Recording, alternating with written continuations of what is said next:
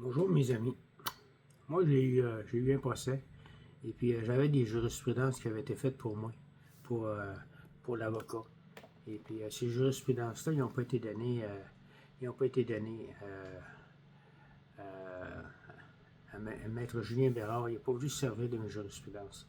C'était une faute très grave, mes amis. Quand tu as des jurisprudences, là, le juge, il faut qu'il lise toutes les jurisprudences. Et ça ne sera pas dans ton dossier. Moi, tu as des jurisprudences contre mon avocat qui avait fait des fautes, des omissions. Un avocat, il faut qu'il te protège. Et c'est ça qui est important, c'est qu'il y a eu beaucoup de jugements sur des procès contre les avocats qui font mal leur travail. Fait que je vous fais la lecture de jurisprudence.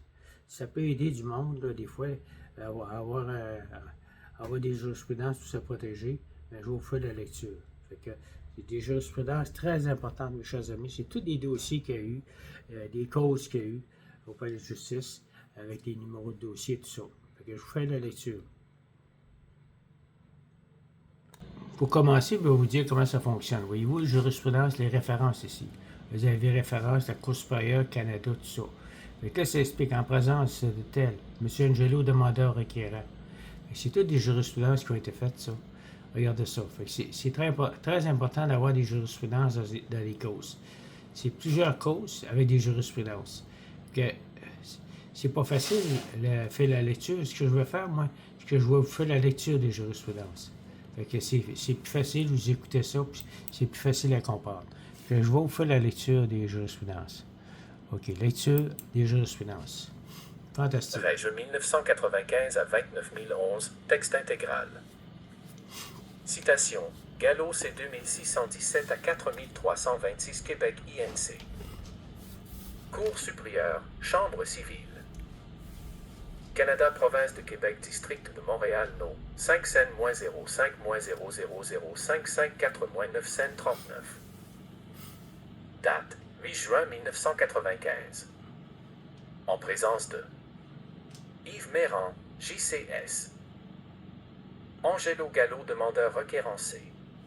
2617 à 4326 Québec ANC et Francesco Gallo Jr. Défendeur intimé. Méran J.C.S. 1 en janvier 1992, le demandeur Angelo Gallo est nommé par la Cour P. 1. Curateur à son père Francesco Gallo Sœur, âgé de 73 ans, hospitalisé depuis 1990 et souffrant de la maladie d'Alzheimer. Francesco Gallo Sœur ne peut témoigner en raison de son état de totale confusion. 2. En examinant les papiers personnels de son père, le demandeur a découvert une traite bancaire, P2, faite en mai 1988 au montant de 87 500 $ et dont le bénéficiaire est la compagnie défendresse 2617 à 4326 Québec ANC. Cette compagnie avait été formée par Maître Tommaso Nancy, cousin du co-défendeur Francesco Gallo Jr. pour l'achat d'un terrain à Laval. Maître Nancy, Gallo Jr. et deux beaux-frères sont les actionnaires de cette compagnie, D7. 3. Le co-défendeur Francesco Gallo Jr. porte le même nom que le père du demandeur et en est le neveu, donc le cousin du demandeur. Les relations entre le demandeur et son père s'étaient grandement détériorées lors du divorce de ce dernier en 1986, P1B. Sa femme l'avait quitté en 1977. Les relations étaient presque inexistantes de 1980 à 1982 et complètement coupées depuis 1983. 4. D'autre part, il s'était établi entre le père du demandeur, Francesco Gallo Sœur, et le codéfendeur Francesco Gallo Jr. une véritable relation de père-fils. Dès 1982, Gallo Jr. prend charge de son oncle et en 1983, il l'installe au second étage de sa maison familiale. 5. Le dossier contient une preuve très convaincante que M. Gallo Jr. et son épouse ont traité M. Gallo Sœur comme leur père, s'occupant de tous les problèmes que pouvait créer son état de santé qui se détériorait. M. Gallo Sœur prenait ses repas avec la famille du défendeur. 1995 Canelli 3699 QCCS. 6. M. Gallo Jr. parle de son projet d'investir dans la compagnie formée par son cousin au cours d'un souper.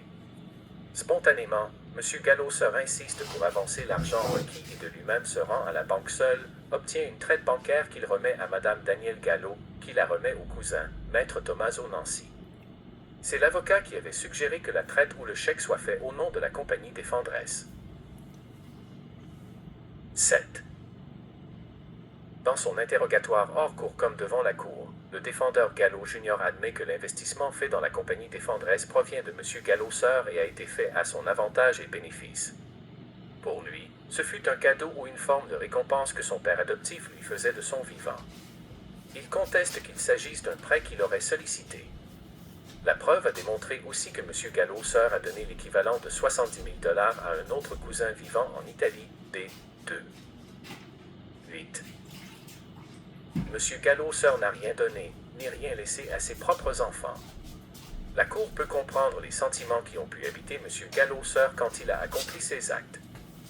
9. L'action en recouvrement de la somme de 87 500 $ avec intérêt depuis 1988 est intentée en janvier 1993, amendée en mai 1993 et entendue en février 1995.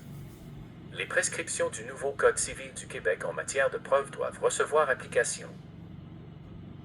10. Voir Régis, Trudeau et ASS vs Darcy, 1994, JE 410, au point juge Urtubise le droit transitoire relatif à la réforme du Code civil par PA. Côté et Daniel Jutras, la réforme du Code civil tome 3, Presse Université Laval, pp 1028 à 1029. 11. Il est reconnu en droit civil québécois que la simple production d'un chèque ou d'une traite bancaire n'établit aucunement une convention de prêt. D'autre part, la donation ne saurait être présumée et toute allégation de don manuel doit être examinée avec prudence. 2. Cependant, une fois que le défendeur admet avoir reçu et bénéficié d'un chèque ou d'une traite bancaire, pour soutenir avec succès qu'il s'agit d'un don, il doit fournir à la Cour une explication plausible, claire et convaincante. 3. 12. La Cour a été fortement impressionnée par la sincérité du témoin Gallo Jr. et de son épouse, et n'a aucune difficulté à retenir comme seule explication valable la théorie de la donation à titre gratuit. 13. Réalisant les difficultés de preuve que pouvait rencontrer le demandeur, la Cour a appliqué d'une façon généreuse l'article 2870 du Code civil qui permet, lorsque les conditions de nécessité et de fiabilité sont rencontrées, d'accepter en preuve certains propos de M. Gallo-Sœur. L'article 2870 du Code civil du Québec se lit ainsi. La déclaration faite par une personne qui ne comparaît pas comme témoin, sur des faits au sujet desquels elle aurait pu légalement déposer, peut être admissible à titre de témoignage, pourvu que, sur demande et après qu'avis en ait été donné à la partie adverse, le tribunal l'autorise. Celui-ci doit cependant s'assurer qu'il est impossible d'obtenir la comparution du déclarant comme témoin, ou déraisonnable de l'exiger, et que les circonstances entourant la déclaration donnent à celle-ci des garanties suffisamment sérieuses pour pouvoir s'y fier. Sont présumés présenter ces garanties, notamment les documents établis dans le cours des activités d'une entreprise et les documents insérés dans un registre dont la tenue est exigée par la loi, de même que les déclarations spontanées et contemporaines de la survenance des faits. 14. Pour l'interprétation et l'application de cet article, je n'ai pas suivi la position restrictive adoptée par mon estimé collègue, l'honorable juge Lise Lemieux dans l'arrêt Financial Corporation, où elle écrit à la page 7 d'un jugement rendu le 24 novembre 1994, CSM 50005-01493-9304. Selon cette interprétation de l'article 2870 al.3, le législateur n'aurait que codifié ce qui était déjà prévu en jurisprudence. De plus, il faut tenir compte de l'intention du législateur de favoriser la preuve écrite, voir les articles 2859 et 2868 CCQ. Par ailleurs, puisque la recevabilité du témoignage extrajudiciaire constitue une exception à la règle générale l'interdisant, il convient de donner une interprétation restrictive à l'article 2870.